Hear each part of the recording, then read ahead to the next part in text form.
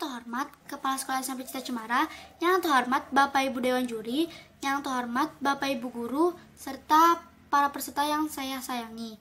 Pertama-tama marilah kita panjatkan puji dan syukur kepada Tuhan Yang Maha Esa yang telah memberikan kita kesehatan dan kesempatan untuk memperingati Hari Sumpah Pemuda sekaligus merayakan bulan bahasa di masa pandemi ini meskipun secara virtual. Pada hari ini saya ingin menyampaikan pidato yang berkaitan tentang mencintai budaya Indonesia. Pada era ini, banyak sekali budaya-budaya luar yang masuk begitu saja ke negara Indonesia ini. Dengan begitu, banyak sekali orang-orang yang tertarik untuk mengikuti budaya tersebut. Semakin banyak yang mengikuti, semakin sedikit pula rasa sayang terhadap budaya Indonesia ini. Padahal, rata-rata penduduk di negara kita ini belum terlalu mengetahui budaya-budaya lainnya yang terdapat di negara ini.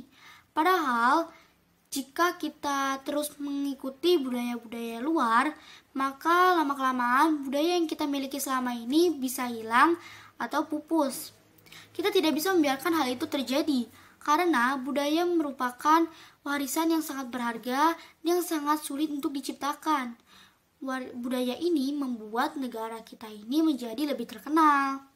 Patutnya kita lebih berbahagia karena beberapa budaya dari daerah di negara Indonesia ini terkenal, tersebar di mancanegara.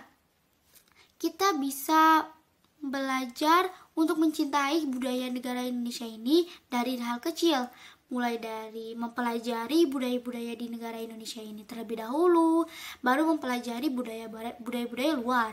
Setelah itu, memakai batik saat menghadiri acara-acara penting, ataupun makan makanan hal khas daerah Indonesia. Dengan begitu, Indonesia budayanya akan selalu terlestarikan serta rasa sayang budayanya juga akan selalu bertambah. Tanpa budaya, Indonesia itu tidak akan ada apa-apanya, karena di suatu budaya itu terselip sebuah cerita-cerita sejarah, cerita-cerita para leluhur, cerita-cerita warisan yang sangat berharga, ataupun adat-adat yang sangat misterius dan sangat menarik. Sampai sini dulu pidato saya kali ini. Semoga penduduk-penduduk yang di Indonesia ini sadar akan pentingnya mencintai kebudayaan Indonesia ini.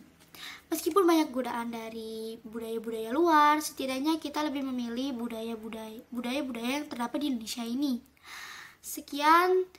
Mohon maaf bila ada kesalahan penggunaan kata atau hal-hal yang tidak menyenangkan hati. Saya Ana Kristi Dewea mengucapkan terima kasih. Selamat pagi, saya Kristina dari kelas 8B. Saya ingin berpidato dengan tema mencintai kebudayaan Indonesia. Kita semua tahu kebudayaan Indonesia banyak sekali, dan setiap daerah-daerah di Indonesia juga memiliki kebudayaan yang berbeda-beda. Tapi makin kesini, saya melihat kebudayaan Indonesia semakin luntur. Kita ambil contohnya, memakai batik. Semakin kesini, saya melihat jarang sekali orang yang memakai batik. Justru generasi-generasi sekarang lebih tertarik untuk mempelajari kebudayaan luar. Memang tidak salah untuk mempelajari kebudayaan luar, tapi dalam konteks ini jangan sampai kita melupakan kebudayaan negara kita sendiri. Maka dari itu, generasi-generasi sekarang diharapkan dapat mencintai kebudayaan Indonesia sendiri, karena bagaimanapun kita sebagai generasi muda itu adalah sebagai penerus bangsa, dan diharapkan kita bisa mengharumkan nama Indonesia dan membawa nama Indonesia menjadi go internasional, dan Indonesia bisa dikenal oleh seluruh negara. Maka dari itu, marilah kita melestarikan kebudayaan Indonesia bersama-sama. Kita memakai batik, kita memainkan permainan tradisional, kita membeli produk-produk dalam negeri, dan itu juga bisa membantu keuangan negara. Dan saya memiliki satu kalimat yang benar-benar bagus sekali menurut saya. Kebudayaan bukanlah hal yang mudah untuk diciptakan. Maka dari itu, marilah kita lestarikan kebudayaan yang ada sekarang, agar kebudayaan ini tidak larut termakan oleh zaman. Maka dari itu, marilah kita bersama-sama melestarikan kebudayaan Indonesia, karena kalau bukan kita yang melestarikan, siapa lagi? Dan marilah kita bersama-sama membawa Indonesia menjadi negara yang makmur, menjadi negara yang damai, dan kebudayaan Indonesia tetap bisa dirasakan oleh anak cucu kita. Sudah sampai sini saja berpidato saya kali ini. Terima kasih. Tanah airku Indonesia, negeri elok amat ku cinta, karena tumpah darahku yang mulia, yang ku puja sepanjang masa. Tanah airku aman dan makmur, pulau kelapa yang amat subur, pulau melati pujaan bangsa sejak dulu kala.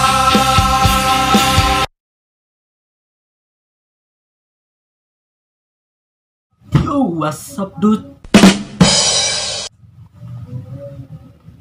Sebelum kita mulai, gue mau pantun dulu. Lagi kuras air di kolam. Ternyata ada Catat bekasnya. teman. Apa kabarnya? Gak nyambung.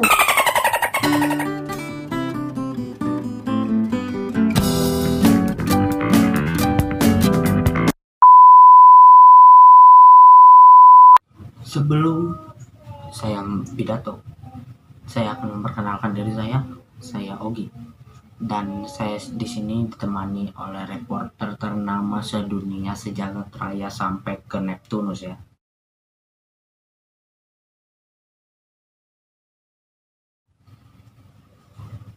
Dan dia akan menyampaikan, ada ujar Ayakun kalau nggak salah. Dia akan menyampaikan itu ya. Silahkan disaksikan.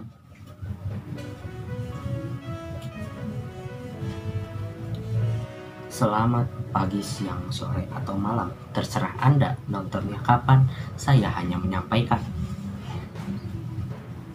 Kali ini saya tidak akan menyampaikan berita, namun di thumbnail berita ini, saya akan membantu teman saya untuk menyampaikan artikel-artikel yang menurutnya kebingungan.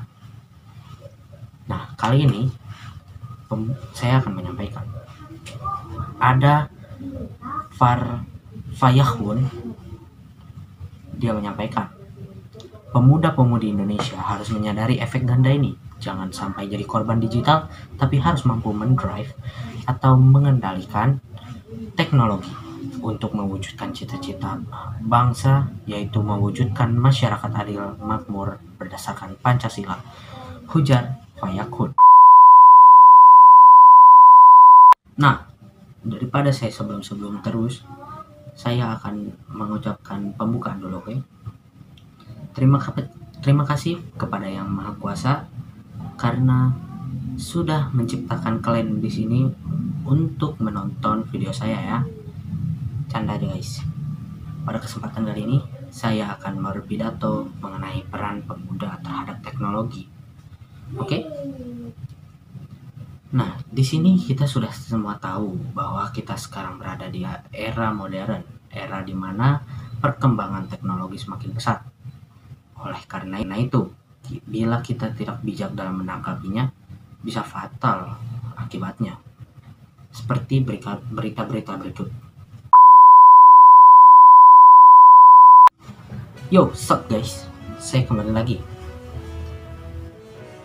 Dan sekarang saya akan menyampaikan kasus-kasus yang tidak bagus, seperti adanya kasus pemerkosaan oleh anak umur 16 tahun di Palembang yang dilatar belakangi oleh menonton video-video yang aneh dari handphonenya, atau adanya penipuan lewat internet. Seperti yang kita tahu, sudah banyak sekali penipuan di internet menggunakan modus undian berhadiah seperti, selamat, Anda mendapatkan 500 juta dari link ini, silahkan buka. Tapi Anda tidak pernah tahu bahwa saat Anda membukanya, Anda sedang dilacak.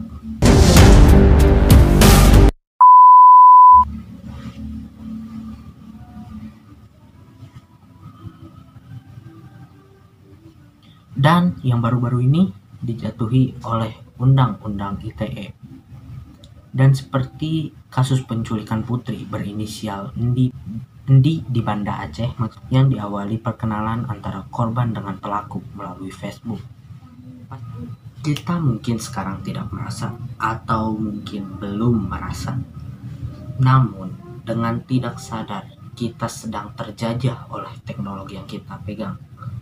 Bukan dengan pedang, tidak dengan senjata, tetapi melainkan dengan teknologi-teknologi sekarang seperti HP, kamera, lampu tidak termasuk. Teman-teman, mungkin demikian dulu yang dapat saya sampaikan. Semoga kita bisa menjadi pengguna teknologi yang baik. Kurang lebihnya sekali lagi saya minta maaf dan mohon perhatiannya. Walaupun sebenarnya saya tidak perlu perhatian dari kalian ya. Sekian, terima kasih. Salam sejahtera kepada pemirsa yang menonton dan saya hormati. Berbahagia dan bersyukurlah kalian yang masih sehat dalam kondisi seperti ini dan bisa membuka internet, salah satunya menonton video ini. Zaman dahulu itu sebenarnya serba susah. Jika ingin mencari ilmu pengetahuan, kalian harus membuka buku, membacanya, apalagi buku itu tebal. Nah, di era digital ini, kita dapat mengatakan semua itu serba mudah. Hampir semua orang mempunyai alat elektronik. Selain alat elektronik tadi, tersedianya juga internet. Internet ini memudahkan kita untuk mencari informasi ataupun hiburan dan juga tentu saja main game ya. Sebelum masuk pembahasan selanjutnya perlu diingat ada kekurangan, ada kelebihan, ada sebaik, ada sejahat. Begitupun di era digital. Di era digital ini sebenarnya banyak tantangan dan kekurangan yang harus kita hadapi.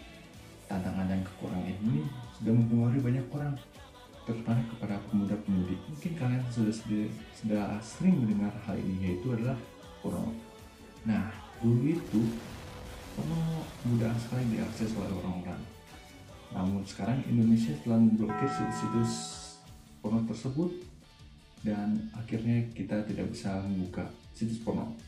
Namun tantangan itu hidup kembali karena kita mempunyai yang namanya VPN, di mana itu memudahkan kita untuk membuka situs yang telah diblokir. Nah, itu hanya sebagian kecil dari tantangan dan kekurangan di era digital ini. Masih banyak sekali tantangan tersebut dan bisa dibilang lebih menakutkan dan bahkan mengancam nyawa.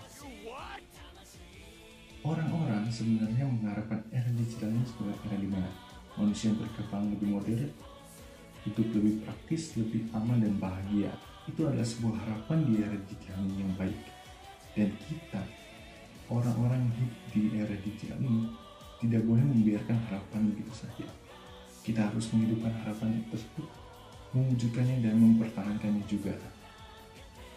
Bagaimana Anda bertanya? Kalian bisa memulainya dengan menggunakan alat elektronik dengan bijaksana.